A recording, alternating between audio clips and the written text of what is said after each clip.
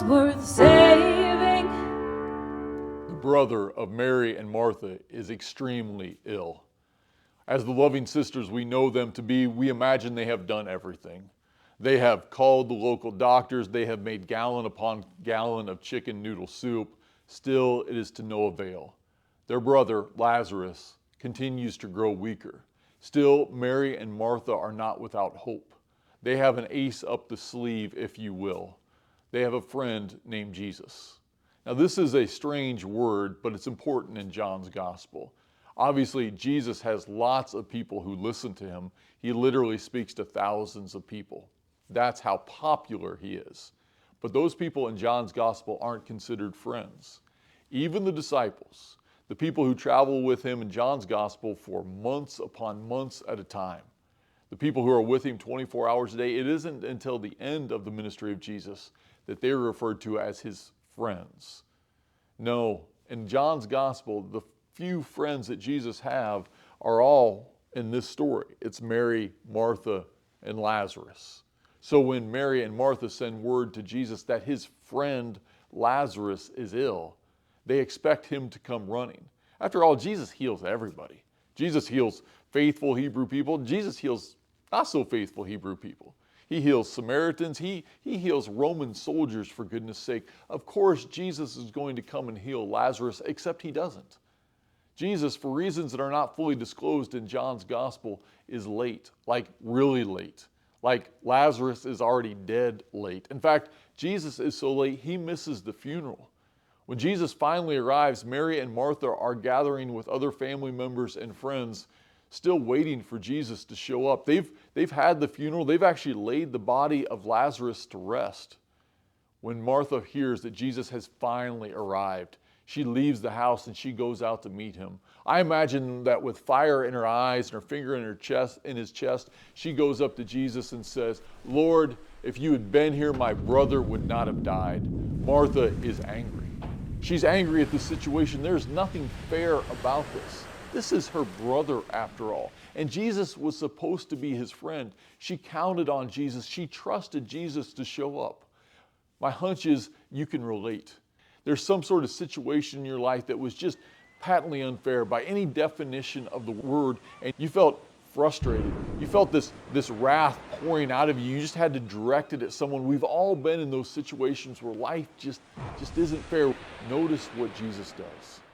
Jesus doesn't say, "Martha, why don't you take a few deep breaths and gather your composure at this moment?"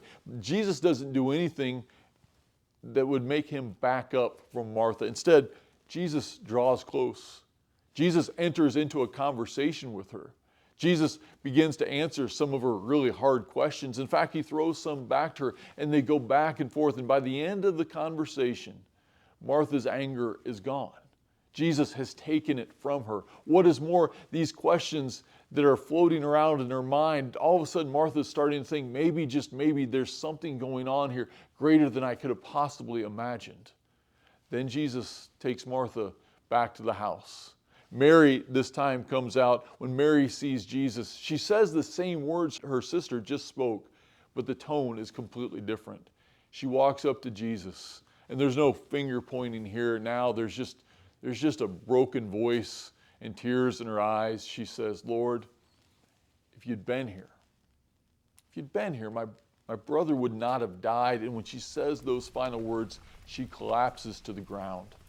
Mary is overwhelmed by grief. The sadness is so strong, it drops her to the ground. She can barely move. My hunch is some of you can relate to Mary. There's probably been a moment in your life where the sadness just felt like it was so great you couldn't barely move. It feels like a 2,000-pound weight just resting on your shoulders. You understand Mary's grief, which is why you need to pay special attention to what Jesus does. Jesus doesn't pat Mary on the shoulder and say, "Mary, this is bad now, but in 7 or 8 months, you're going to be feeling better." Jesus doesn't even reach into his pocket and give her a tissue and say, there, Mary." No, none of those things are done by Jesus. Instead, what does Jesus do? Jesus falls to the ground and Jesus weeps with Mary. Back in the old days of confirmation, I used to ask young people to do the same thing year after year. They were expected to memorize a single Bible verse. The hope, of course, is that they would have found over their 2.5 years of confirmation one story in the Bible that was so meaningful, so impactful, that would resonate so deeply with them that they would grab a Bible verse out of that story and take with them for the rest of their life. Of course, there was always one kid that he would stand up, and yes, it was always a he. He would stand up in front of family members and friends, and we get to the end of the questions, and I would say, so what's your favorite Bible verse? What's your life verse? And then with this annoying grin on his face, he would say, John 11:35. Ha ha ha. He'd giggle with his buddies. John 11:35. Jesus wept. Depending on your translation, this is the shortest verse in the Bible. But I always thought the joke was on them. Because if you're going to memorize one verse of the Bible, there are far less desirable verses to memorize. John 11:35, Jesus wept. Think about what this tells us about God. That we serve a God who loves us so much that he refuses to stand back from Mary in the midst of her grief. That we serve a God who loves us so much that in the midst of our grief, in the midst of our sorrow, Jesus actually weeps with us. That's how much we are loved. Of course, this story doesn't just end with Jesus comforting Mary and Martha. It doesn't end with Jesus taking Martha's anger or weeping with Mary. No, when Martha's anger is gone, when Mary has no more tears left to shed, Jesus takes them both by the hand and they go to the cemetery. And there, with a group of onlookers wondering what in the world is going on, Jesus insists to the pallbearers to remove the stone to the tomb of Lazarus. Jesus then says a prayer and with a loud voice cries, Lazarus, come out. And in that moment, the dead man is raised to new life. Jesus says, unbind him and let him go. Friends, this is the moment. This is the moment that changes everything in the Gospel of John. Historically speaking, this is the moment that leads to the cross. Theologically speaking, this is the moment, this is the story that helps us understand what the cross is all about. Let me explain. Historically, this leads us to the cross because this is the moment. The religious leaders who are there mourning the death of Lazarus look around and say to one another, we have to end this. They have allowed Jesus to teach. They have allowed Jesus to heal, even healing on the Sabbath. It feels like Jesus is always flirting with danger. He's always changing or stretching the rules.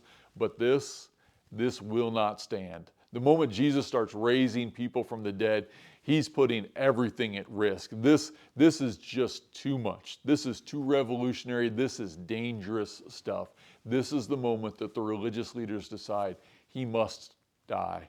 He must be crucified.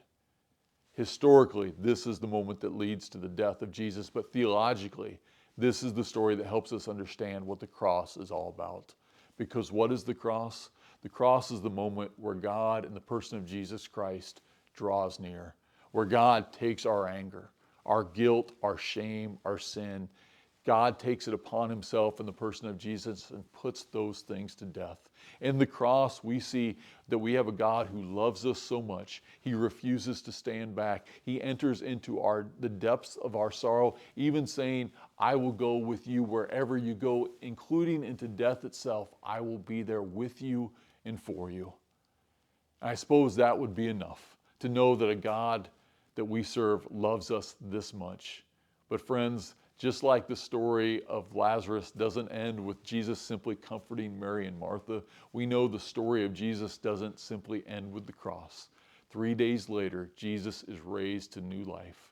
Death does not get the final word in the story of Lazarus, thanks to Jesus and the Father, just like death doesn't get the last word in the story of Jesus, thanks to the Father in heaven.